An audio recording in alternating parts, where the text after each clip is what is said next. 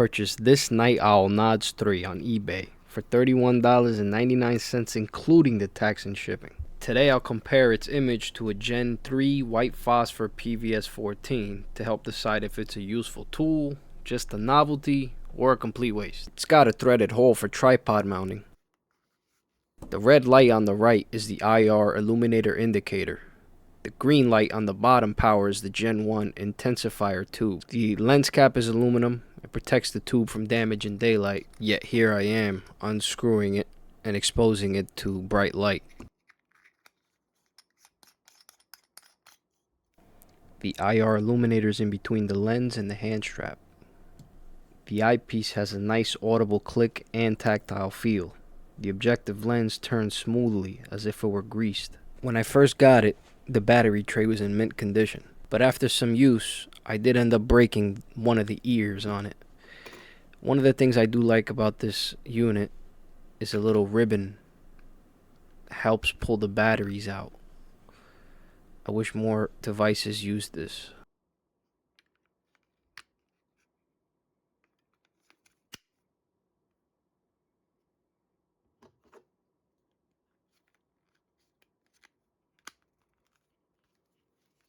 The device and the manual all came in this nice little carrying case.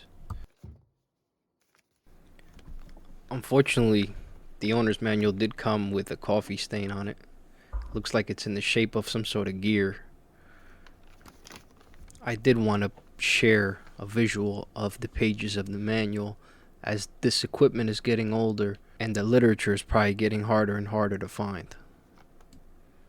Feel free to pause and read that if it's something that interests you, but I thought it was interesting that on page 3 in the manual it says that the blems in the tube are not defects. I did not notice any blems on the tube that I got. Page 6 says that it turns the 3 volts supplied by the batteries into 17 kilovolts. And on the final page, it gives us the specs of the monocular. 3.1x zoom, weighs about 16 ounces, and its maximum range of view is 583 feet. Here's the view of a hallway with an eye chart at the bottom of it. It's about 7 yards. Here it is again, same hallway, complete darkness.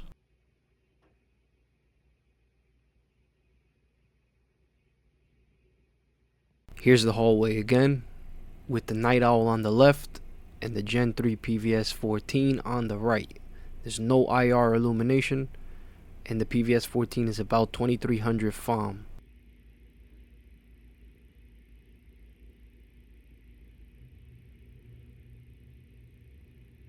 Again, on the left is the Night Owl, and on the right is the PVS-14, but this time with each of its own onboard IR lighting.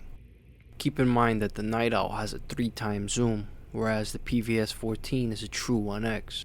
No supplemental IR, trying to look through a red dot hollow sun ARO. You can really see how much the Gen 1 struggles when there's no supplemental IR light. Here's looking through the hollow sun ARO with the onboard illumination on. As you can see on the Gen 1, the positioning of the IR illuminator makes it difficult to look through the red dot without getting splashback. Here's looking through the red dot with a surefire vampire light. The darker circle comes from the vampire light for whatever reason, something to do with the diode.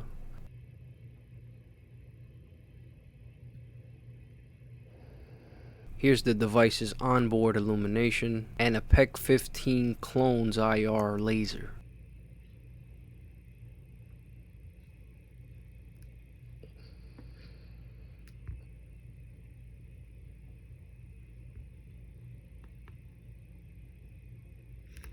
There's a couple chickens in the shed from about 3 to 5 yards.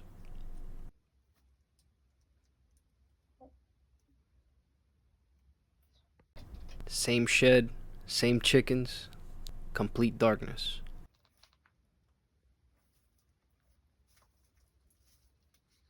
On the left is the Night Owl. On the right is the PVS-14. No IR light. Again, you see just how much Gen 1 depends on IR illumination. Here it is with each device's own IR light. I'm trying my best to keep both devices in focus. I'm recording with just an iPhone behind the lens. They do look a lot better in person.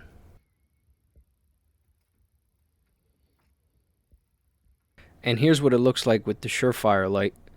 Besides the obvious fisheye effect from the lens, its performance is pretty decent when used with supplemental IR light. So we'll take it outside now and see how it does with moonlight.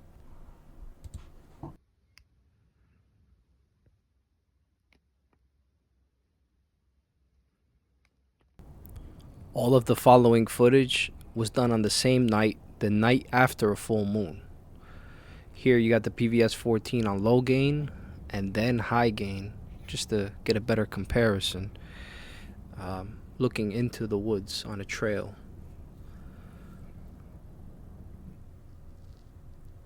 I don't know what that glowing green orb is, but here's a shot of the moon and some train tracks.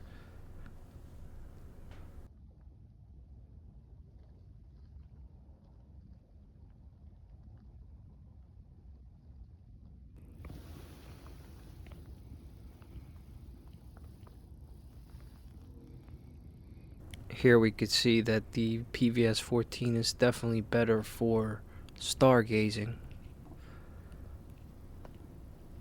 But I'm impressed with the performance of the $30 tube here.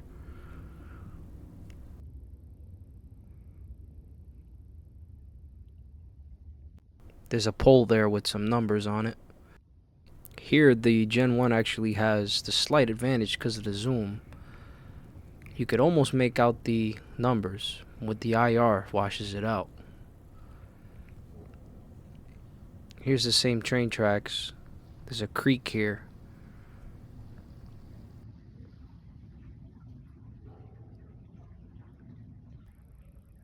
The night owl struggles to pick up finer details like the marsh grass or the ripples in the creek.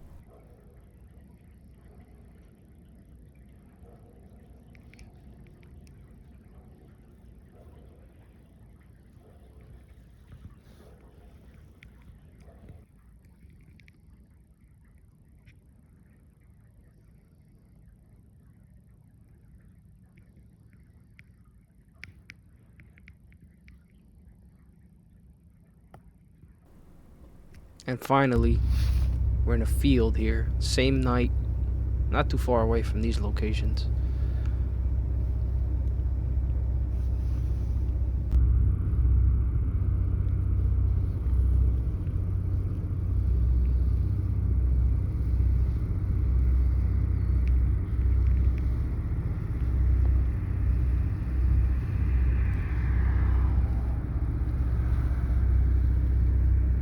Final thoughts.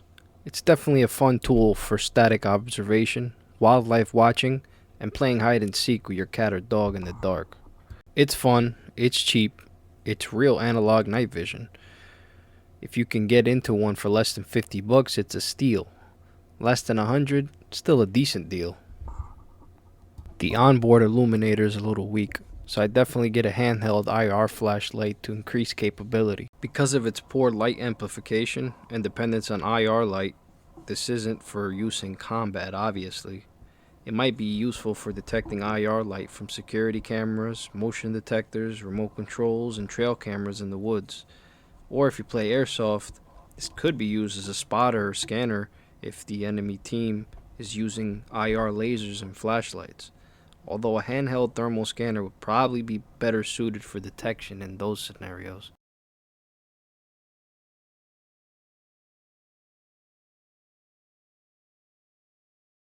If you made it to the end of the video, thanks for watching. More night vision, outdoors, and shooting related videos to come.